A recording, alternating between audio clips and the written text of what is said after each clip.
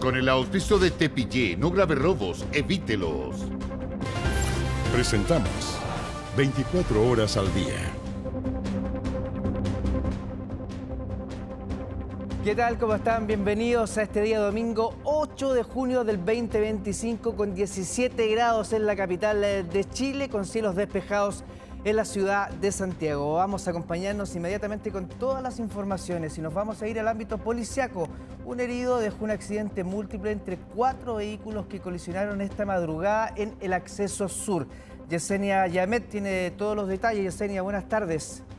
Hola Juan Carlos, muy buenas tardes. Las imágenes de este accidente son impactantes, hay que decirlo. En ellas se puede ver el minuto en el cual este vehículo produce este choque que genera una reacción en cadena. En total son 4 los vehículos involucrados, 2 de ellos incluso con daño total. Es por eso que incluso Carabineros decía que podía ser un milagro que solo existiera una persona con lesiones que incluso son de carácter leve. Todo esto se da en horas de la madrugada, como tú bien decías, en el acceso sur. Esto al llegar a la salida de Gabriela, casi llegando a esta salida. Y es en ese minuto que uno de los vehículos que se está investigando cuál es la causa que lo origina, pierde el control del vehículo, impacta a un primer vehículo y desde ahí se produce esta reacción en cadena que termina con estos 4 vehículos afectados. Ya lo decíamos, 2 de estos automóviles terminan con una pérdida total del vehículo y los otros 2 con daños de diversa consideración. Aún las hipótesis detrás de este choque son varias. Una de ellas, y es la que ha cobrado más fuerza en las últimas horas, es que este vehículo que produce este accidente podría haber estado participando de alguna carrera clandestina. Todo eso va a ser materia de investigación para determinar qué fue lo que realmente ocurrió. Lo que sí es una realidad es que esta persona venía a una velocidad bastante superada a los límites que se aceptan en la autopista. Eso es lo que ya se ha dicho por parte de Carabineros y yo les quiero invitar a que pasemos a escuchar precisamente las declaraciones de Carabineros sobre este hecho. Al interior de la autopista pierde el control golpeando un segundo vehículo y por proyección golpea a un tercero y un cuarto, siendo este último el que se mantenía estacionado al interior de la berma de la autopista. No podemos informar en este caso o certificar que exista exceso de velocidad o a su vez una carrera clandestina propiamente tal. Todo va a ser materia de investigación. Bueno, Yesenia, veremos lo que pasa entonces con esta situación, cómo se decanta en lo que resta de tarde. Que esté muy bien, nos reencontramos en cualquier momento. Buenas tardes. Chao, buenas tardes. Vamos a cambiar de tema, nos vamos a ir a la arena política. José Antonio Kast se impuso frente a Evelyn Matei en la carrera presidencial, según quien la encuesta Cadem. El republicano lidera la preferencia presidencial con un 17% versus un 16%. Don Joaquín San Martín tiene todos los detalles. Joaquín, buenas tardes. ¿Qué tal, Juan Carlos? ¿Cómo estás? Muy buenas tardes. Claro, candidato José Antonio Kast del Partido Republicano, que por primera vez, según esta encuesta, supera, en este caso, a la candidata, a la abanderada de Chile Vamos, Evelyn Matei, según la encuesta Cadem, la encuesta Plaza Pública que fue publicada durante esta jornada. Un aumento que se ha venido viendo durante las últimas semanas. Candidato que principalmente ha subido en las encuestas. Ello ha conllevado, por ejemplo, una disminución de la candidatura del candidato del Partido Nacional Libertario, Johannes Kaiser, y en el caso de Evelyn Matei, donde muchos lo atribuyen principalmente a esta caída que ha tenido las encuestas, por ejemplo, a la polémica que protagonizó durante esta última semana, entre ellas la que tuvo principalmente con la vocera de gobierno Aysén Echeverri, por lo que tiene que ver por el anuncio del presidente de la República respecto al cierre del penal Punta Peuco. Durante esta jornada se le consultó a los diferentes representantes de Chile Vamos respecto a esta encuesta. ¿Qué dicen ellos? Entre ellos el presidente de la UDI, Guillermo Ramírez, que hay que mantener la calma, que de aquí a 6 meses pueden pasar muchas cosas. En particular sobre este evento con el Ejecutivo dice que en este caso desde el gobierno han atacado permanentemente a la candidata, que ella ha salido a defenderse y que esto no es un arranque. En el caso, por ejemplo, del presidente del Senado, Sandón, él dice y llama a la candidata a, por ejemplo, a no caer en diferentes peleas. Vamos a escuchar parte de las declaraciones que tuvimos durante esta jornada a raíz de esta encuesta Cadem Plaza Pública. Hoy día siento que Evelyn Matei no debe caer en descalificaciones con la ministra, sino que presentarse como se presentó en su lanzamiento. Que de aquí a 6 meses van a pasar muchas cosas y hay que mantener la calma, el timón firme, hacer una campaña que pueda demostrarle a los chilenos que esta es la mejor opción para resolver los problemas que tiene Chile. Valoramos el resultado, pero tal como lo hemos dicho siempre, las encuestas van y vienen. Nosotros seguimos nuestra hoja de ruta con el foco puesto en dar a conocer nuestro plan de seguridad, que implementaremos si ganamos a partir del mismo día 11 de marzo del próximo año. Ya, Joaquín, este es un año electoral complejo, ¿cierto? Cada uno saca sus cuentas, pero hay un hecho de la causa, que uno pudiera decir incluso medio matemático, que es que se han ido emparejando las distancias, que en algún comienzo eran más amplias, ¿no? Yo no sé cómo también los protagonistas de esto, de distintos bloques, se van tomando esta situación también de cara, reitero, a un año que va a ser así, volátil desde el punto de vista de las estadísticas. La próxima semana va a salir otra y así sucesivamente se van a ir moviendo las piececitas del ajedrez. Así es, por ejemplo, en el caso de Chile Vamos, ellos han dicho que hay que mantener la calma, en particular respecto a estos resultados que todavía quedan 6 meses, es una disputa que está recién comenzando. Y, por ejemplo, yo te quiero llevar también a la arena del frente, lo que pasa en el oficialismo, donde también, según las encuestas, por ejemplo, se ha visto un aumento sustancial en la candidatura de Janet Jara, la abanderada del Partido Comunista, quien supera por un punto a la candidata del Socialismo Democrático, Carolina Toa. Esto se da también en medio de lo que hemos dicho, un aumento sustancial en la candidatura de Janet Jara. Al respecto, durante esta jornada también salieron a responder diferentes representantes de los partidos políticos, entre ellos el timonel del Partido Comunista, Lautaro Carmona, quien dice en particular que esto es un muy buen estímulo, pero hay que esperar qué va a pasar de cara a estas 3 semanas y lo que va a ser esta primaria del próximo 29 de junio. Tenemos declaraciones que pasamos a escuchar. Es un muy buen estímulo que nos dice hay que perseverar, hay que insistir, hay que multiplicarse todavía mucho más. Yo creo que Gonzalo es el candidato que con más claridad propone la necesidad de hacer cambios, porque si mantenemos la seguridad, la salud o el acceso a los derechos tal cual está, va a seguir habiendo un malestar muy importante, pero que esos cambios sean con factibilidad, con dar la pelea a la derecha y para ganar. Ya, Joaquín, veremos qué es lo que pasa en un año electoral. Siempre los años electorales son así, convulsos, complejos, así que veremos qué nos arroja la arena política. Que tengas buena tarde, que estés muy bien. Buenas tardes. Chao, Joaquín. ¿Usted aprendió a leer el silabario? Tal vez sí, ¿no? ¿O ha leído Papelucho, Condorito, la revista Estadio? Son algunas de las miles de publicaciones que han visto la luz en los talleres Zigzag, una editorial que acompaña la historia de Chile desde hace 120 años. En un enorme galpón lleno de altas estanterías descansa una historia ligada a 4 o 5 generaciones de chilenas y chilenos. Es que no sé cómo nos han ordenado aquí. Anita, no sé dónde está Zigzag. La producción de varias editoriales descansa en estos pasillos, pero es Zigzag, por decirlo así, la madre de todo esto. Ah, mira, pues este sí que es un clásico de clásicos. Hijo de ladrón. Microbio, ¿no te leíste ese? Sí, también. Palomita Blanca también. También. Pero la historia de Zigzag parte muchísimo antes que esos libros. Así es, Editorial Zigzag comenzó hace 120 años. En ese contexto es que en 1905 Agustín Edwards, fundador de El Mercurio, junto a Gustavo Helfman, quien era el dueño de la imprenta Universo, estrenan la revista Zigzag. Que fue la primera revista de múltiples temas de toda Latinoamérica. Esto es para un Chile más oligárquico, ¿no? La revista Zigzag no era una revista popular.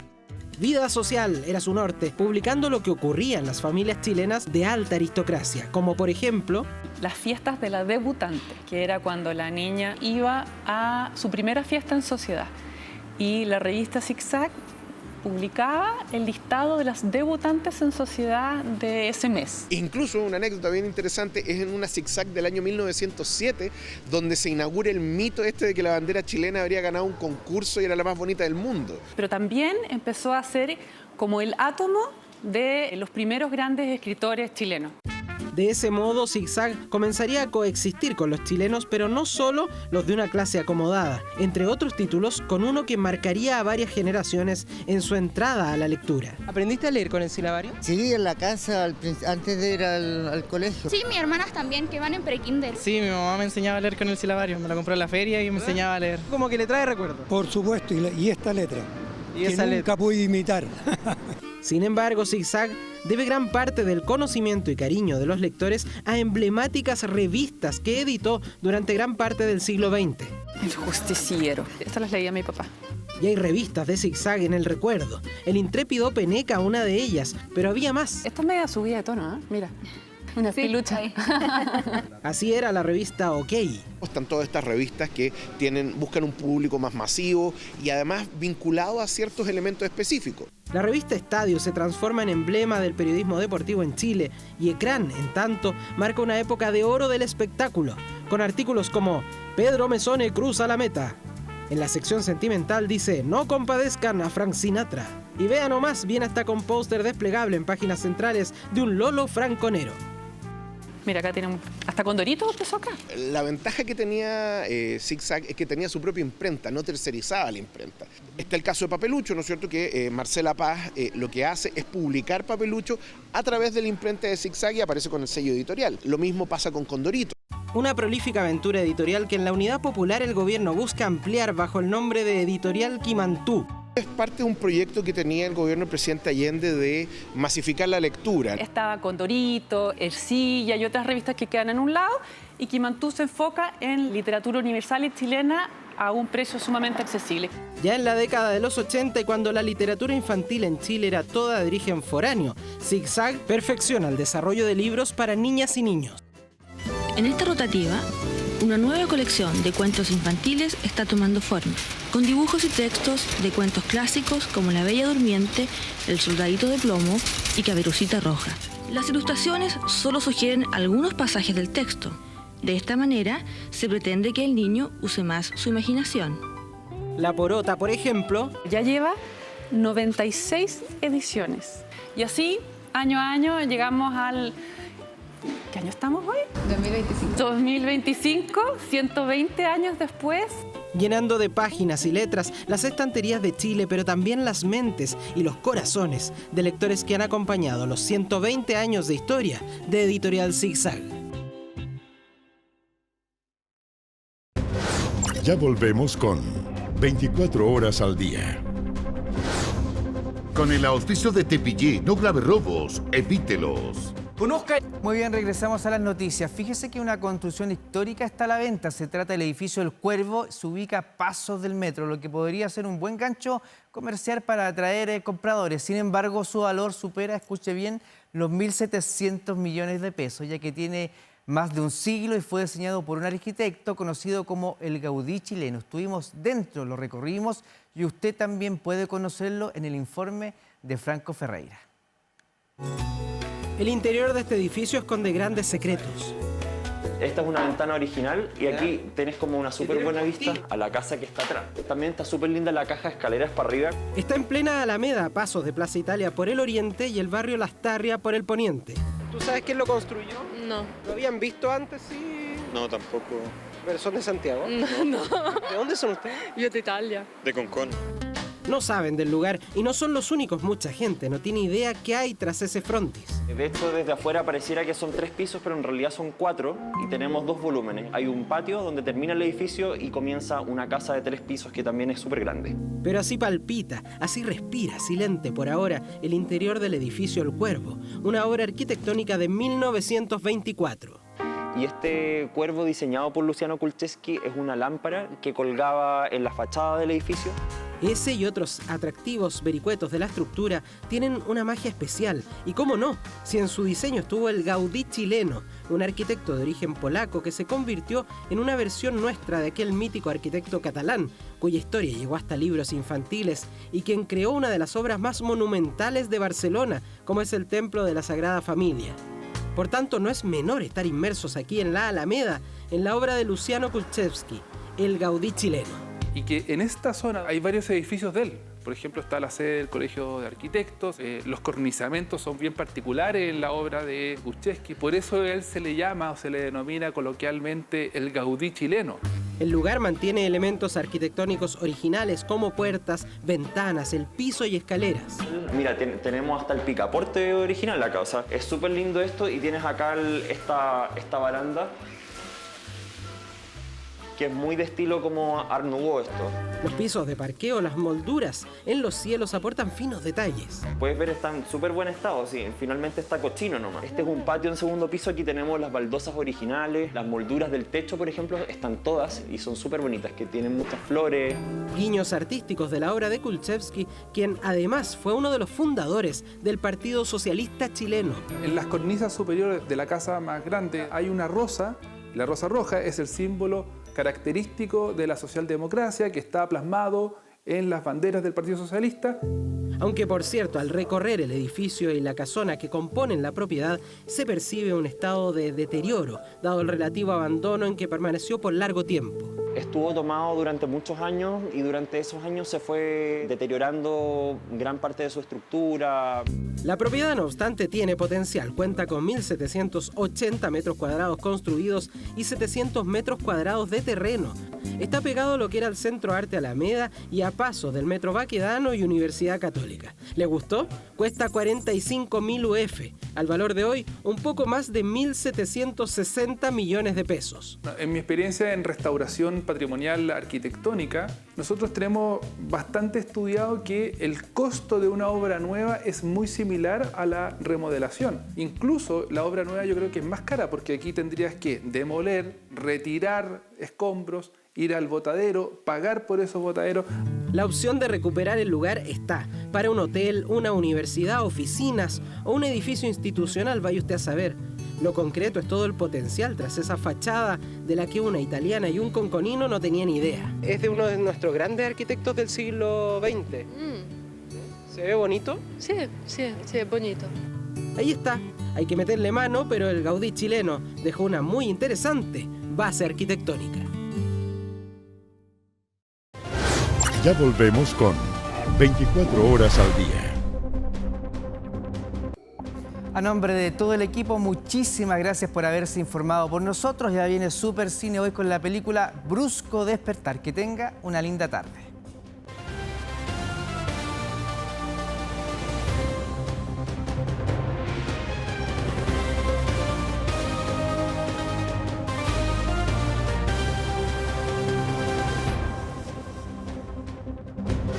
Con el auspicio de Tepillé, no grave robos, evítelos. Hemos presentado 24 horas al día.